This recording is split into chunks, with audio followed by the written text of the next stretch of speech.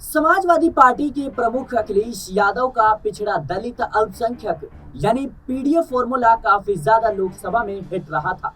PDA के दम पर अखिलेश यादव ने उत्तर प्रदेश में बीजेपी की ईंट से ईंट बजा दी और अब जब वो दिल्ली सांसद बनकर पहुंच गए हैं तो पीडीए का विस्तार करने में जुटे हुए हैं। हाल ही में जो अखिलेश यादव ने नियुक्तियां की हैं उसके कई संदेश निकलकर सामने आ रही हैं। पीडीए के सफल प्रयोग के बाद अब अखिलेश यादव इसमें ब्राह्मण समाज को भी जोड़ने में लगे हैं, यानी पीडीए का एक्सटेंशन दिखाई देने लगा है। उत्तर प्रदेश की 10 विधानसभा सीटों पर उपचुनाव से पहले अखिलेश यादव ने एक और बड़ा दाव खेल दिया है। अखिलेश यादव ने यह प्रयोग दोनों सदनों में किया है। लखनऊ के विधानमंडल दल में समाजवादी पार्टी की नियुक्तियों और संसद में संसदीय दल की अलग अलग नियुक्तियों से यह साफ है कि अखिलेश यादव अब 2027 के विधानसभा चुनाव की तैयारी में पीडीए प्लस यानी पीडीए से आगे बढ़कर एबीडीपी यानी अल्पसंख्यक ब्राह्मण दलित और पिछड़े का कॉम्बिनेशन बनाने में जुट गए हैं। अखिलेश यादव ने सबसे पहले विधानसभा में अपनी कुर्सी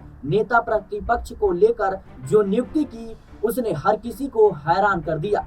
उन्होंने नेता प्रतिपक्ष के तौर पर माता प्रसाद पांडे का नाम आगे किया। माता प्रसाद पांडे ब्राह्मण समाज से आते हैं और पुराने समाजवादी पार्टी नेता हैं। वे दिवंगत मुलायम सिंह यादव के नजदीकी और संस्थापक सदस्यों में से एक है। कई बार के विधायक और मंत्री रहे, सपा सरकार में विधानसभा के अध्यक्ष भी रहे हैं। अखिलेश यादव ने माता प्रसाद पांडे को सदन में अपनी पार्टी का और जो है नेता प्रतिपक्ष चुना है। अखिलेश यादव ने साल 2022 में करहल सीट से विधानसभा चुनाव जीता था और नेता प्रतिपक्ष की जिम्मेदारी संभाल रहे थे। हाल ही में लोकसभा चुनाव में कन्नौज सीट से जो है लोकसभा चुनाव जीतकर विधानसभा की सदस्यता छोड़ दी। अखिलेश यादव ने विधानसभा में ही दूसरी नियुक्तियों में मुस्लिम समाज से आने वाले महबूब अली को मुख्य सचेतक और कमाल अख्तर को उप मुख्य सचेतक बनाया और अपने मुस्लिम वोट बैंक को मैसेज दिया को। और वही बता दें कि कुर्मी बिरादरी से आने वाले आर.के. वर्मा को उप सचेतक और मोहम्मद जसमेर अंसारी को विधायक दल का उपनेता बनाया।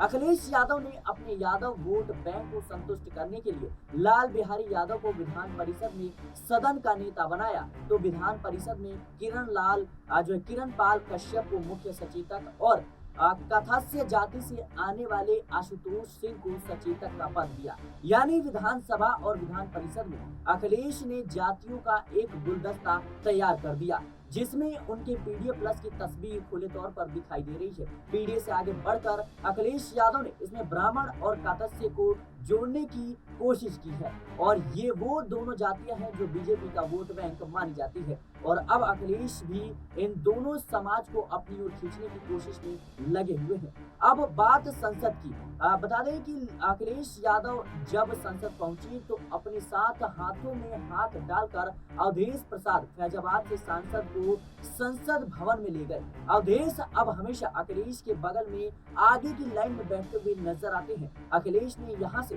पासी बिरादरी को संदेश दिया। यह वो दलित समुदाय है जो पिछले एक दशक से ज्यादा समय बीजेपी के साथ रहा, लेकिन अब अखिलेश दलितों में पासी बिरादरी को सीधा संदेश भेज रही है। कुशवाहा या मौर्य बिरादरी पर पहले बसपा की मजबूत पकड़ मानी जाती थी, बाद में यह समाज मायावती से छिटका तो बीजेपी में शिफ्ट हो गया, लेकिन अब कुशवाहा बिरादरी के बड़े चेहरे बाबू सिंह कुशवाहा के जौनपुर से सांसद बनने के बाद अखिलेश यादव ने उन्हें लोकसभा में सदन का उपनेता बनाया है। यानी संसद में अखिलेश के बाद उनका दूसरा नंबर होगा। आजमगढ़ से सांसद और अपने भाई धर्मेंद्र यादव को लोकसभा में मुख्य सचेतक बनाया गया। बता दें कि जबकि अवधेश प्रसाद को अधिवक्ता मंडल का सदस्य बनाया गया है। कुल मिलाकर अखिलेश यादव ने अपनी पार्टी के भीतर विधानमंडल और संसद में जो नियुक्तियां की है या उनके पीढ़ी के फॉर्मूले को आगे बढ़ाने की कवायद दिखाई दे रही है। अखिलेश पिछड़ा दलित अल्पसंख्यकों के बाद अब अगड़ी जातियों को भी साधते हुए नजर आ रहे हैं और इसके लिए उन्होंने कदम भी उठा लिया है। इसके लिए उन्होंने ब्राह्मण वोट बैंक साधने के लिए प्लान भी तैयार कर लिया है, क्योंकि ब्राह्मण समाज के बारे में माना जा रहा है कि वो धीरे धीरे यूपी में बीजेपी से नाराज हो रहा है। ऐसे में कांग्रेस को साथ लेने के बाद अब अखिलेश ब्राह्मण बिरादरी को साधने में जुट गए हैं। अखिलेश को लगता है कि साल 2027 में अगर पीडीए से आगे बढ़कर उन्होंने इन तमाम बिरादरियों को अपने साथ जोड़ लिया तो उनके लिए जीत का फॉर्मूला आसान हो जाएगा। आपको बता दें कि उत्तर प्रदेश की 10 विधानसभा सीटों पर उपचुनाव होना है और अखिलेश यादव लगातार इसकी तैयारियों में जुटे हैं और इसी कड़ी में जिस तरीके से उन्होंने ब्राह्मण, कुर्मी, पासवान, तमाम जो दलित से लेकर सवर्ण जाति के जो समुदाय है सबको साथ लेकर चलने की बात कर रहे हैं। ऐसे में केशव प्रसाद मौर्य और योगी आदित्यनाथ की कह सकते हैं जो परीक्षा है उपचुनाव उसके लिए भी मुश्किलें खड़ी करती हुई नजर आ रही हैं। आपको बता दें कि उत्तर प्रदेश की जब उपचुनाव होंगे वहां पर कहीं ना कहीं योगी आदित्यनाथ पूरी तरीके से तैयारियां कर रहे हैं, अपने सहयोगी दलों को एक बार फिर से जोड़ने में लगे हुए हैं। केशव प्रसाद मौर्य भी लगातार जो भारतीय जनता पार्टी के विधायक है, मंत्री हैं, समर्थक है, कार्यकर्ता है,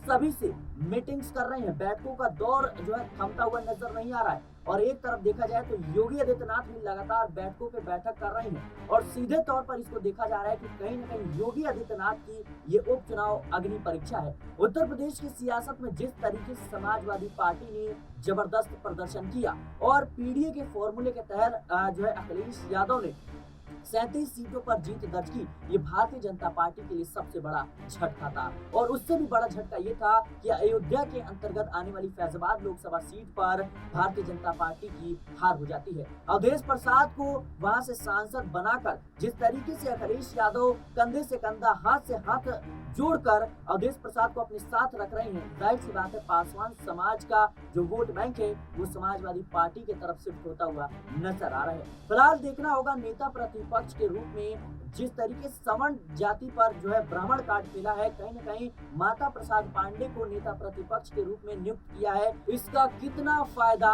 इस उपचुनाव में देखने को मिलेगा। बहरहाल देखा जाए तो लोकसभा चुनाव के बाद से समाजवादी पार्टी और अखिलेश यादव का आत्मविश्वास बढ़ता हुआ नजर आ रहा है और इसी को देखते हुए अखिलेश यादव ने कहीं ना कहीं साल 2027 के विधानसभा चुनाव की अभी से ही तैयारी कर दी है, यानी समाजवादी पार्टी सरकार बनाने के फिराक में अभी से ही लगी हुई है। बहरहाल देखना होगा कि आखिर कितनी कामयाबी अखिलेश यादव को इस उपचुनाव में मिल पाती है। फिलहाल के लिए इस रिपोर्ट में इतना ही। देश और दुनिया की तमाम खबरों के लिए बने रहने के पॉलिटिकल बाइट। जो जालिम है आज आप देख रहे हैं, इसमें सब पर कल भी प्रस्ताव में चर्चा थी, आज के भी प्रस्ताव में चर्चा है। मैं एक बात आपसे कहना चाहता हूँ, इस देश में हजारों लाखों लोगों ने अपने जान की कुर्बानी देकर आज़ादी प्राप्त की थी और हमको एक संविधान मिला था। उसी संविधान के तहत हमारे देश की व्यवस्था को चलनी थी। आज उसमें तमाम प्रकार के संशोधन करने की बात हो, चाहे उसको कमज़ोर करने की बात हो, वर्तमान में दिल्ली की सरकार उसे कर रही है।